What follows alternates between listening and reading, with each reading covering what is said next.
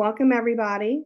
I'm Sarah, the Member Services Coordinator for LCIA. LCIA is the associate arm for LCI Workers' Comp. LCI Workers' Comp has provided coverage for thousands of small and medium-sized businesses across Louisiana, all the while delivering timely, competent customer service to both members and valued agency partners for the past 35 years. The association was founded in 2008 with a goal to identify and meet the present and potential business needs of our members. We are dedicated to helping our members flourish by offering benefits, programs, and services such as today's webinar. Now, in this morning's webinar, Coastal Ecology Meets Local Economy, we'll meet Francesca Troutman, whose company, Glass Half Full, has brought innovation to the reuse and recycling industries. Francesca will explain how the company's process to refine glass beverage bottles into sand and cullet achieves the triple bottom line: profit, people, and the planet. But before we meet Francesca, I'll introduce Mary Ann back to you.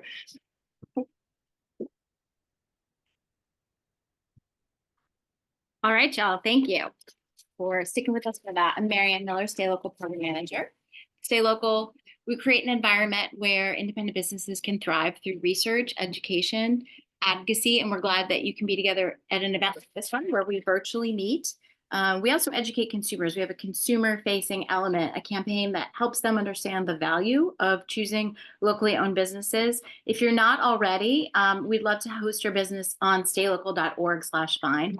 There's now an eco-friendly filter. So those consumers who are interested in finding out what businesses are stepping up in this regard are able to search by that category. Stay Local is an initiative of the Urban Conservancy. And as such, we have a really strong support system in terms of our local businesses that are investor members of the organization. We can't do it without their support. So we're happy to thank Quality Site Work Materials, Brazil Saxby Wilson, Parkway Bakery and Tavern, Stowe Law Firm, St. Roch Market, and our co-presenter, LCI Workers Comp, all of whom help us year-round be able to bring quality programs like this one to you. We're happy this morning to share this time with a busy person like all of you are. So I'm ready to welcome Glass Half Full's founder, Francesca Troutman. Take it away. Thank you. Thank you all for having me. I'm just going to pull up a little presentation and share that. Awesome. So thank you all again for having me. Like they said, I'm the co-founder of Glass Half Full, and we're a happy LCI Workers Comp customer or user. I'm not sure the right phrasing. But yeah, I'm really excited to be here today and just kind of share a little bit about how Glass Half Full started, what we do, and kind of where we're going in the future and our goals and our vision for a more sustainable Southeast of the US. So my name is Fran. I'm from a small town in Louisiana. It's called Carencro, LA. I graduated from Tulane with a degree in chemical engineering. And while I was still a senior in 2020, my partner Max and I were sharing a bottle of wine, a $2 chuck from Trader Joe's. And when that wine bottle was empty, we kind of lamented over the fact that it would likely end up in a landfill where it would take thousands of years to decompose because we didn't really have glass recycling in New Orleans, in Louisiana, and come to find out in much of the Southeast. And so we were like, why is glass going to our landfills? But, you know, I was studying chemical engineering. You kind of learn it, you know, in maybe middle school, like glass comes from sand. And so we kind of thought, what if we could turn glass back into sand? And sand is something the everyday person doesn't usually think much of. But, you know, obviously we're surrounded by sand. And especially here in Louisiana, we need sand locally for so many things, from construction to concrete to coastal restoration. And that piece to us was really kind of, it made sense to us. We were like, okay, we have these two problems. We have coastal erosion in Louisiana, and we have millions of bottles of glass going to our landfills where it's just sitting there and doing nothing. What if we could turn glass back into sand and use it for restoration and use it for all of these other things that could benefit our local economy and our local environment? And so, as college kids do with not a lot of money, we started a GoFundMe to be able to kind of try to bring this vision to life. So this was early 2020 where we posted this GoFundMe, Let's Bring Glass Recycling to New Orleans. And honestly, the first few days, there weren't a lot of donations. We were like, oh, maybe no one really cares about this. Like, there were 3 donations. One was Max, my partner, anonymously. One was his mom, and one was like our friend at Tulane. And then I'll never forget Sarah Ravitz from the Times-Picayune called us and wrote an article about what we were trying to do. And from there, we like immediately hit our goal in a few days, and everything changed from there. So we reached our fundraising goal, which enabled us to buy this very tiny machine that you see here, that for some reason we were like, this'll do. We'll be able to recycle New Orleans' glass with this little machine. And we started in the backyard of a fraternity house at Tulane, so on Broadway Street. And we just started collecting bottles from around town, and getting glass from wherever we could, bringing it to this backyard and putting it through this tiny little machine, 1 bottle at a time. You would essentially like pop a bottle into the top of the machine, and then the sand would come out here at the bottom. And, it worked for a little bit. But our problem was always way too much glass at a certain point. People were just piling up glass at our drop-off points around uptown. It seemed to be something that people really wanted to see in the community. And so we were just like completely overwhelmed by how much glass we were receiving. We were begging our friends to help us after class and on weekends. And we were still trying to finish our degrees. We were in our senior year of college, and trying to just juggle all of these things at once. One thing that I always like to touch on is while we raised, about $10,000 through GoFundMe, a lot of that went to that machine. We had to invest in like a trailer to drive around town and collect the glass. And so we always tried to do things as cheaply as possible. And one of those examples was the use of these barrels. So if you're not in the trash world, you probably don't know how much trash cans cost, like the ones with wheels and a lid and a top. But they can be anywhere from like $80 to $120 per trash can, which is a lot, especially if you need hundreds of them. And so instead of doing that, we found this laundry company in Laplace that ordered their soap in these drums. And then once they were done with the soap, they just had all of these empty drums that they didn't need. And so we took those drums off of their hands for free, and we would just cut the tops off and spray paint glass recycling on them. And that's how we collected glass for like the first year of Glass Half Full. So until about 2021, we were using these empty soap drums.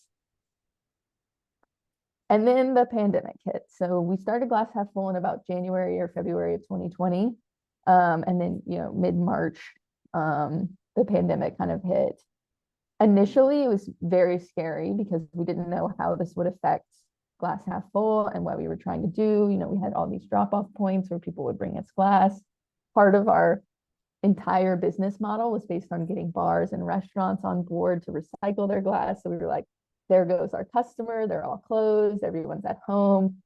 But then after a few weeks of everyone being at home, I think, we were all kind of at home enjoying a beverage and maybe drinking out of glass more than usual. And people realize how much glass waste individuals could produce. I think a lot of people who may have like gone out to a bar or restaurant were now at home and realizing, hey, I have all these empty glass bottles too. What am I going to do with these? And so I think honestly, in the end, it helped us because more people were at home and maybe thinking about their waste a little more than usual. And so after we moved out of the backyard, and in about June of 2020, we moved into this very small facility uptown on Leek and Joliet. And this is where we operated for about 6 to 8 months. And since it was still kind of during COVID and things weren't really back to normal, we were able to get this for pretty much free for 4 months, since it was just sitting empty, and we kind of just begged the landlord to let us use it. And the same problem kept happening, just so much glass. We filled this little facility with, you know, as you can see, this is inside the facility, just to the brim with glass, trying to crush it all through our tiny machine. All the while, you know, people were bringing us more and more and more every single week. More people were finding out about it, and filling up our, this is a dumpster we had outside, and just filling it all with glass. So we had so much glass, more than we could handle, truthfully. And then in August of 2020, so about 4 years ago, we moved into this facility where we are now operating on Louisa and Almonaster. So it's in like the Desire area of New Orleans, and it's 40,000 square feet. So we went from a tiny backyard to about 1,000 to 2,000 square foot warehouse, and finally into this 40,000 square foot facility. Again, going off of the like doing everything as cheaply as possible, we negotiated like painting and cleaning up this facility, which you can see was a little rundown, for 3 months of free rent, so that we could just keep doing things as cheaply as possible. And we've been there ever since.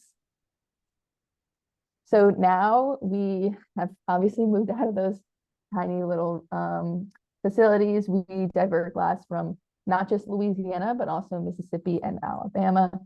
And we collect about 300,000 pounds of glass every single month. And that equates to about 600,000 beer bottles every single month. And then we recycle that glass in our own facilities. So obviously we have our New Orleans location, and we just opened up a location in Birmingham, Alabama. We now have 2 facilities. And then we use the sand that we create from our processes to benefit our community. So we do that through coastal restoration, disaster relief, creating new glass products, and more. And so essentially, like I said from the beginning, the kind of driving factor behind Glass Half Full was collecting glass and then turning it into sand to use for coastal restoration or other local uses.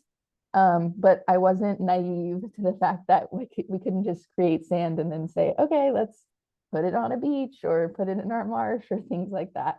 We knew we had to, you know, do some research and figure out, is this even safe? Is this effective? Is this something we can really do locally?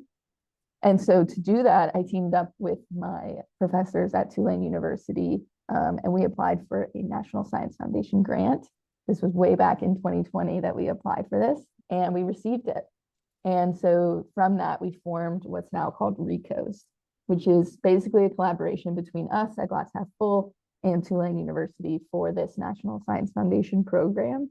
And they funded us with about $5.6 million over 3 years to be able to conduct the research on utilizing the glass sand for coastal restoration here in Louisiana and beyond. And so some of the first things we studied, which was really based on a lot of like community interviews and interactions and discussions with people about what we were trying to do. And one of the most common questions was, is it sharp? And are there contaminants like in the sand? And so we knew it wasn't sharp because we touch it and feel it every day, and we know that, and we can see it and experience it.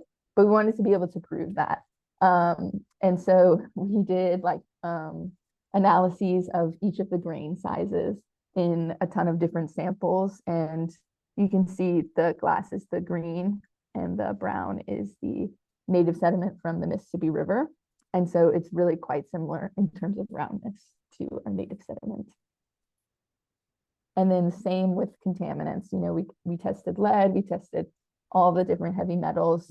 And in a lot of cases, actually, our native sediment had a lot more contaminants than what we were producing with our glass. So again, same there. Levels were either similar or lower than our native sediment. And so the next big question was, okay, well, if the contaminants are okay, it's not sharp, it seems to be, sand-like in nature, could plants even grow in recycled glass sand? And so we started in greenhouses at Tulane, growing different marsh grass species.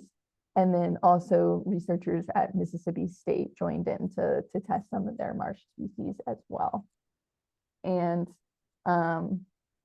the results were actually very interesting in that for every single plant species except one, they grew the tallest and had the most biomass in a 50-50 mix. So not 100% native sediment and not 100% recycled glass sand, but in the 50-50 mix, the plants actually did the best. Then the next question was looking at animal interactions. So researchers at the Tulane University Ecology Department tested species that are important to us on the Gulf. So fish, oysters, blue crabs, barnacles, various different species that are important to us. And again, same thing here, no negative effects when using recycled glass sand as opposed to native sediment. So that was a little bit about the research into kind of like how we operate at Glass Half Full, which a lot of people always have questions about, but we essentially collect glass 3 different ways. So we have residential pickups, which is a paid program where we'll pick up from any one store. We have commercial pickups, which is also a paid program where we'll pick up from a bar, like this is Snake and Jake's, a restaurant, a casino, a university, so many different types of commercial clients. And then we have a free drop-off program where anyone can bring us their glass. And we have drop-off points all across New Orleans. We have one in Baton Rouge. And we're really trying to expand that program to be able to collect more and more glass because we understand most people don't want to have to pay for a recycling service, but they want to be able to access that for free. But the reason we do these services is because the paid programs support what we're able to do on the free side. So to make it financially sustainable, we offer the paid services to support the free ones. And then, like I said earlier, all the glass comes back to our facility. So we don't ship it out to have someone else handle it or deal with it. We do everything in-house, and we process all of the glass ourselves into the sand and gravel products that you saw earlier. I'll show you some more. And right now we're processing about 15 tons per day into sand and gravel at our facilities through like automated machinery. And then we get to distribute those products. So I'll get into some of the coastal projects we've done, but we also do construction projects. These are like terrazzo samples. So we work with terrazzo masters in Metairie a lot to be able to use like our glass pieces in their flooring and countertops and things like that. We've used our material in landscaping. We make new glass products. And the ultimate goal of this, which we call alchemy, is being able to create Mardi Gras beads out of recycled glass. So we're getting there. The biggest piece is being able to automate this and kind of bring the cost down, because right now all of these beads that you see are handmade. And then we also create sandbags for flooding. So this was one of the kind of first things that we used our sand for before we were able to kind of get the foundation of the research we needed for coastal restoration. We created sandbags and distributed those ahead of storms. And if you remember 2020 and 2021, we had a lot of storms. So that was a pretty big program for us to be able to create sandbags. And then we still do that. We partner with our nonprofit partner, Glass Roots, and they distribute sandbags, you know, at events around kind of like resilience and storm infrastructure, and we'll hand out sandbags. And then we've also created soil mixtures with our sand by mixing it with compost. So a little bit about our Recoast projects. Once we kind of got through all of the basic research of, okay, it's safe for, you know, the environment, for plants, for animals, we were able to start doing demonstration projects. And our first type of demonstration project that we did was in partnership with Fish and Wildlife and CRCL.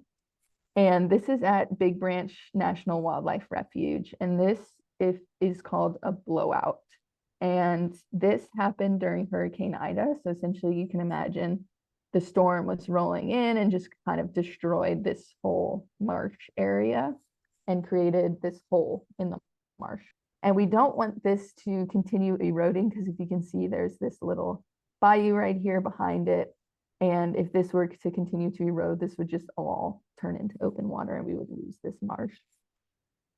And so the goal was to fill in the hole, basically, to patch it up. And so if you can see this line, this is our recycled glass sand bagged in burlap. And we get the burlap from local coffee roasters. So places like French Truck, like PJ's, like Orleans, Cafe Du Monde, basically anywhere that serves coffee in New Orleans, we've probably gotten their burlap bags. And then we bag our sand in it. And the burlap is perfect for this environment. It's because it's a little brackish. And so it'll degrade in about 6 to 8 months of being out there. And so we essentially built this wall, which our fancy word for wall is just berm. So we built a berm with our recycled glass sand bagged in burlap. And then CRCL came in and planted all of these bulrush behind it. It kind of looks like stubble, like a beard growing in, but all of these little kind of sticks, look like sticks, are baby bulrush plants. And so the point of the berm is to be able to kind of block this wave action coming in, and then also trap sediment in this area so that the sediment isn't being washed out every time the tide rolls in. And then the sediment can help feed the baby plants. And so this was our first project in June of 2022. So this is me sitting on our burlap wall. This is a couple of months later, and then this is a little over a year later. So you can see completely filled in marsh about a year later. And then this is that hole that you saw earlier, and this is it a year later. So again, it's filled in marsh. And this was our second Big Branch project. So we did this about a year ago, and now it's filled in. And the cool thing about this project that we set up, if you can see these little white PVC pipes, and you can kind of see them here, they start to disappear in the marsh.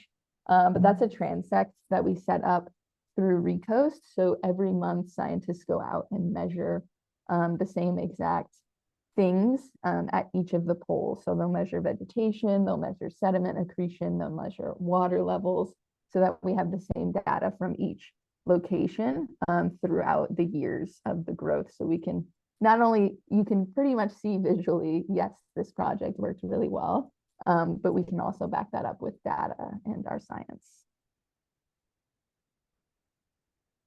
And then this is our new project that we're getting into. So the kind of filling in the blowouts at Big Branch, we've done that twice. And now we are getting into building islands, which I never thought I would be able to say. But this is Bayou Bienvenue on the St. Bernard side. So New Orleans is right there. And we built 2 islands, one with our recycled glass sand, which is this one on the right, and one with sediment from the Mississippi River. And so essentially we've been doing all those greenhouse experiments that I was talking about, growing marsh grasses and cypress trees and willow trees in the greenhouse in different mixtures of recycled glass sand and native sediment. And this is now kind of translating all of that into the environment. Because at the Big Branch, we didn't really have control over like the mixing of the recycled glass sand and the native sediment. We just placed our sand and then it would eventually kind of join the native sediment.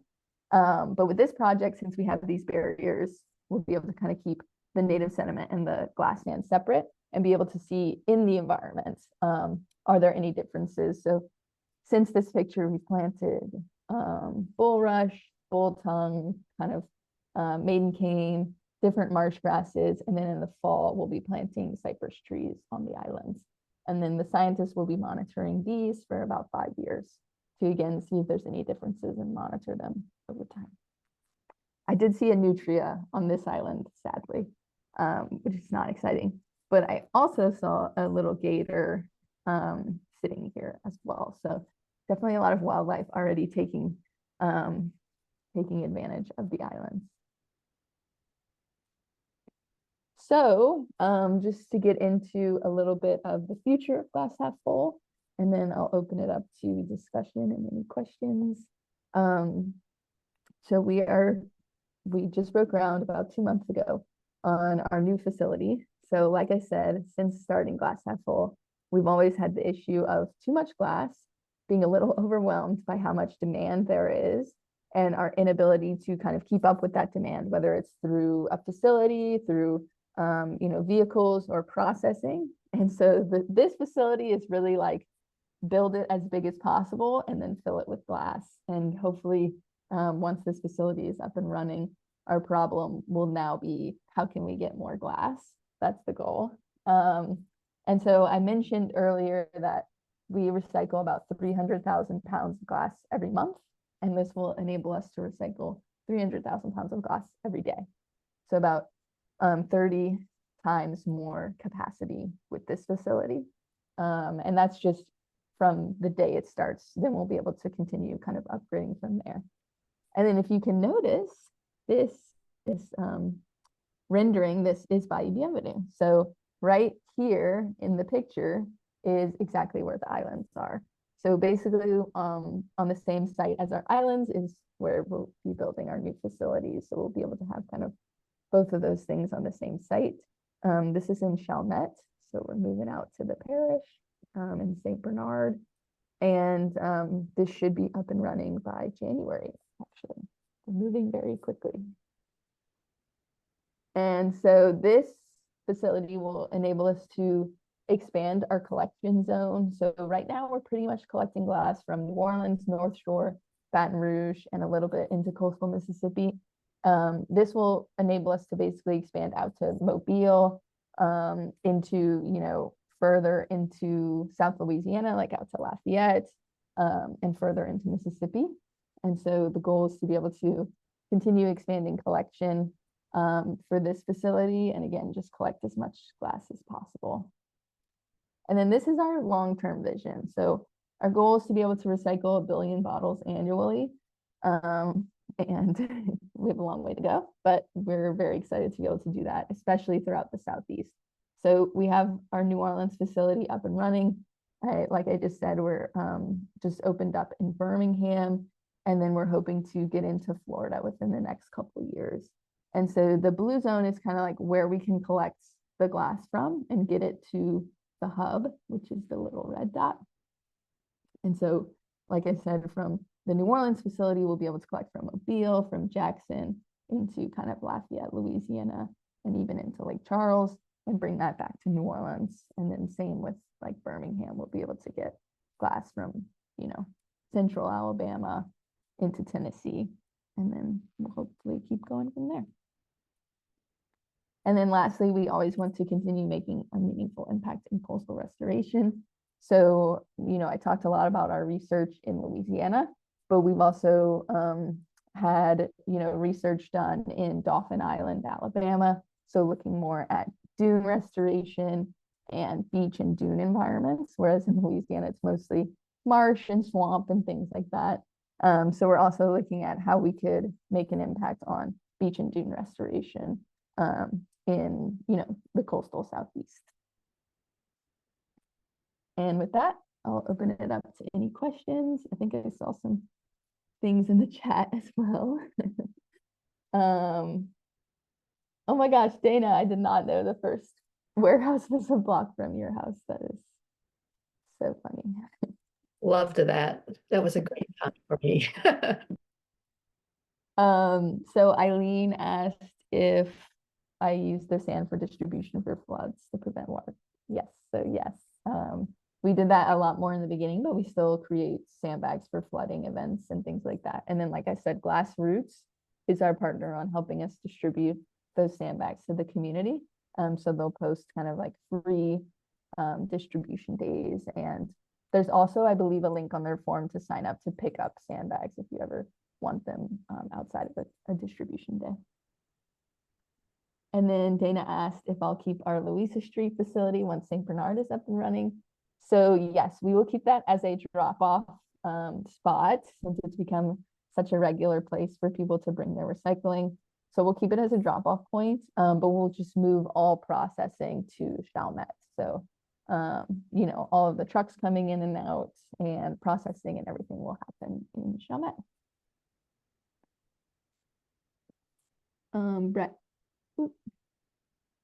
Brett asked what the obstacles are currently keeping big cities like Orlando from recycling glass already. So glass, which I've learned a lot, obviously since starting in 2020, glass is a very unique waste material in that it's heavy and it breaks. So unlike plastic and aluminum where you can kind of just crush it and it's super light, you can pretty much transport it very far distances without a lot of emissions. Glass is heavy and it breaks. So the issue with it breaking is that in single stream recycling systems where you put, you know, all of your plastic, aluminum, glass, and cardboard in one bin, the glass will break, it'll become small, and then it'll mix in with basically the trash. And so when that's sent to a MRF, which is a material recovery facility, they have a hard time separating out the glass. And sometimes I show a picture of, if you look up like material recovery facility glass, it's just trash, like paper, coins, you know, just small items. Basically anything that's small is considered glass. And so then to be able to clean that up and turn it into something usable becomes really difficult. And then on top of that, even if you just collect glass on its own, it really only makes sense to ship glass, you know, a couple hours away if you're using trucks, because it becomes really expensive and you increase the emissions a lot. So you really need local solutions. And that's why we knew from the beginning of starting Glass Half Full that this wasn't something where we could like collect glass and ship it out to someone else to handle. And that's a big reason we hadn't had glass recycling. We needed those like local regional solutions. Oh, sorry, I skipped one. Are there any viable use cases for integrating recycled glass bottles back into commercial use? So yes, this kind of goes along with what I was saying earlier about glass being heavy, and so it makes it difficult to ship places. And so again, another reason we haven't had glass recycling is because we don't have bottle manufacturers nearby. So usually you crush glass and you create what's called cullet, which is furnace ready glass that's ready to be turned back into new bottles. But to be able to ship cullet, like the nearest bottle manufacturer is in kind of like Central Texas or over in like North Georgia. So pretty far to truck it, and it really, you lose kind of the environmental benefit of recycling glass if you're shipping it really far away. Luckily, we found a solution, which is the mighty Mississippi River. And so we had always been looking at ways to truck the glass somewhere, which just by all calculations made no sense. And then we started looking into barging it, which made sense once we reached really high volumes. So that's the goal of this new facility, is getting these high volumes that will enable us to barge ship the cullet to be made into new glass. So we'll be able to start doing that once we have that new facility up and running, and we'll be able to barge it up the Mississippi River.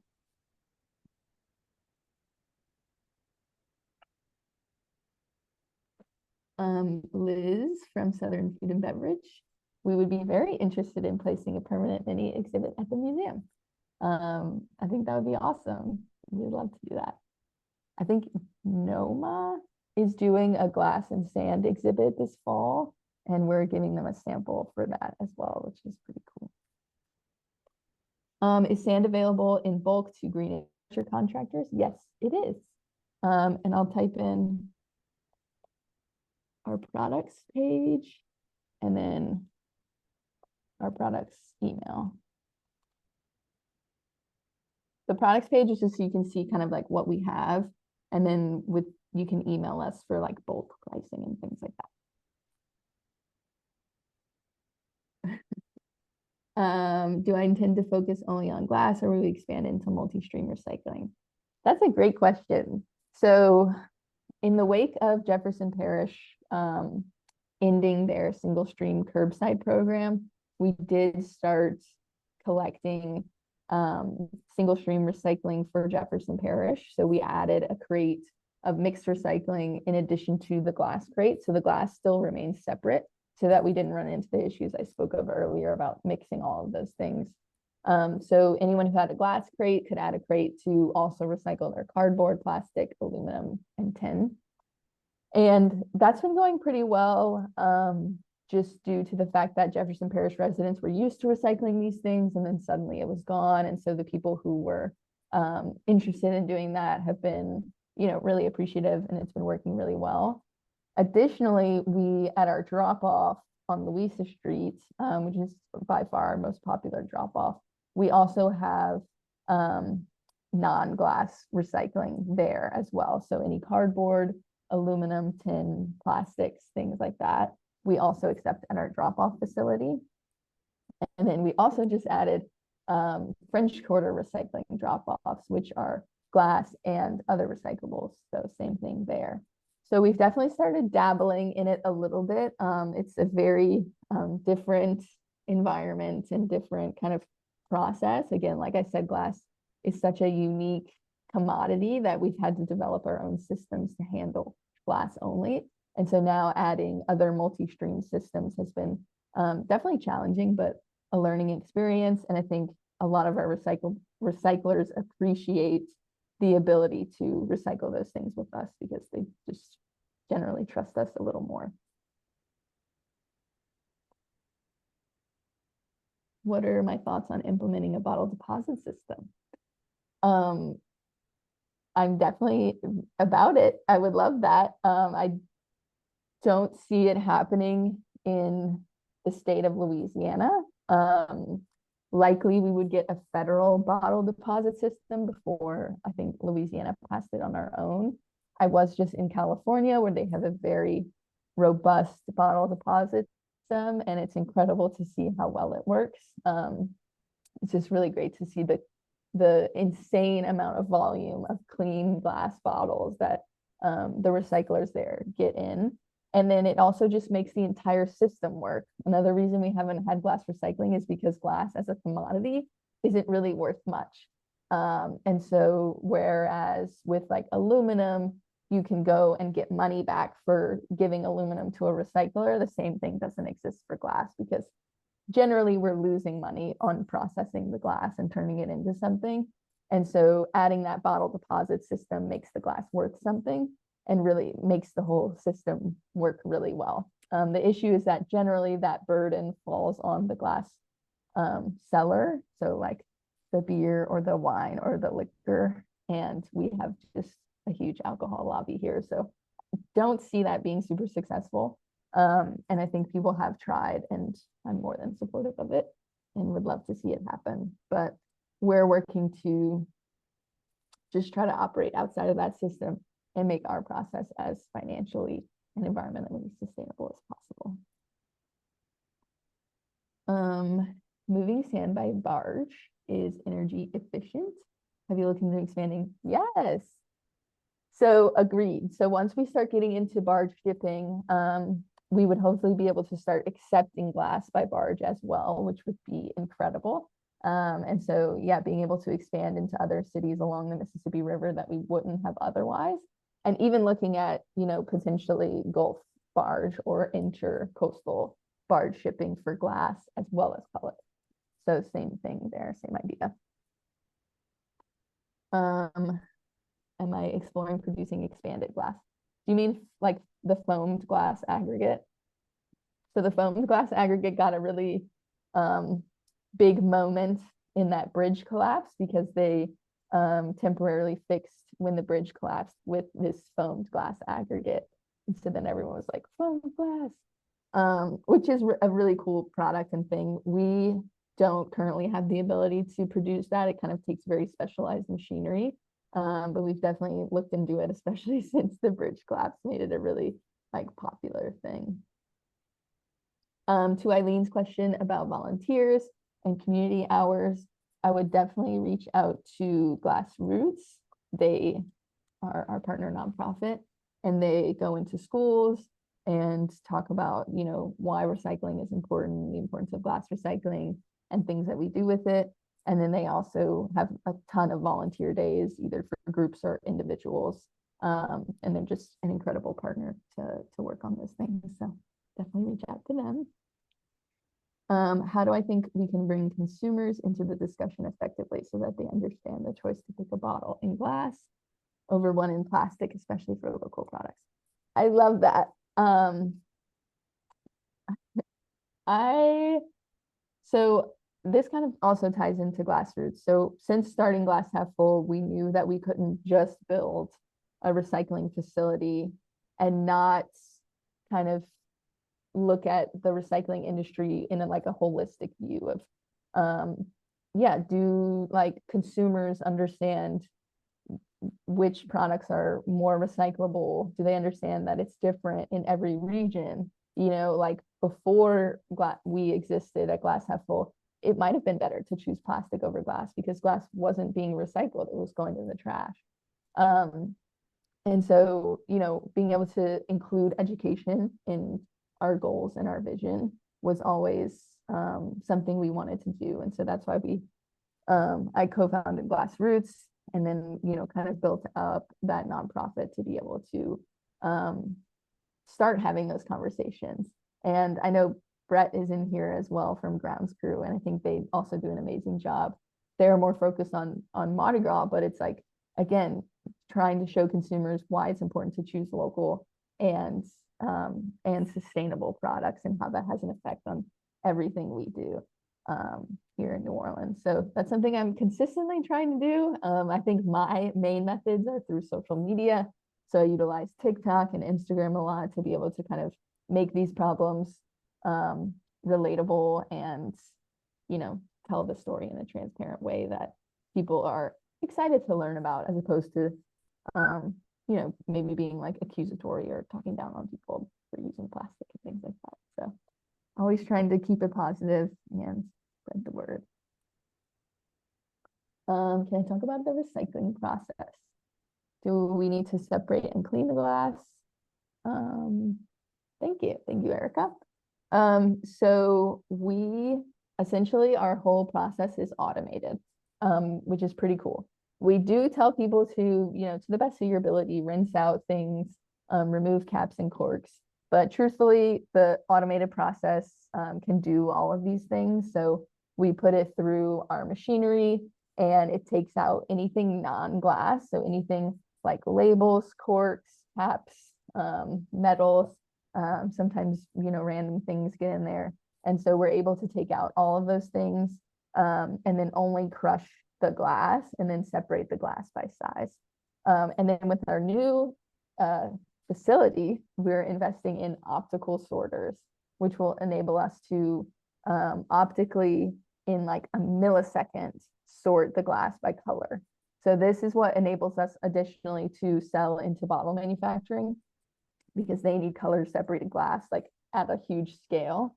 And so up until now, like you've seen our colorful sand, our beads and things like that, that's all been hand sorted in bottle form. So like we see a blue bottle and we pick it out and save it until we crush all blue glass and things like that.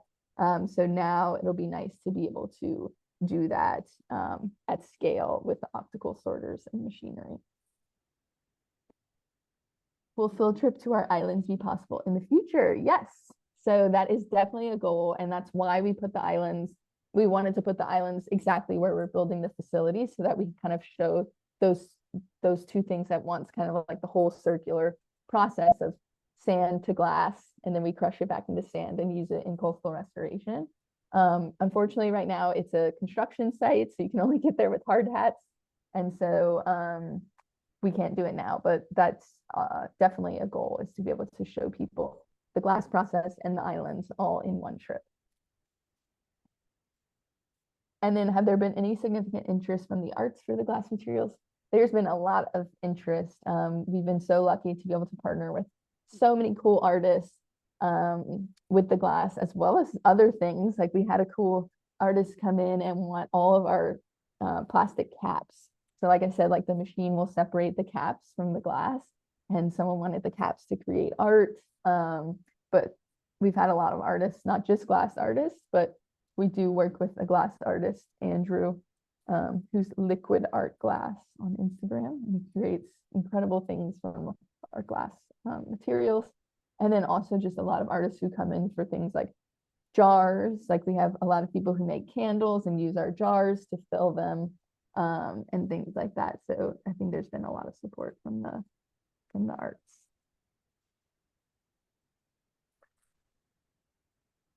All right, that was a lot of questions, and really great questions, and challenging ones. But does anyone have any last burning questions? I'll also thank you. You can email me if you have any questions. Obviously, visit our website and the social media I was talking about to help spread the word and share stories about recycling.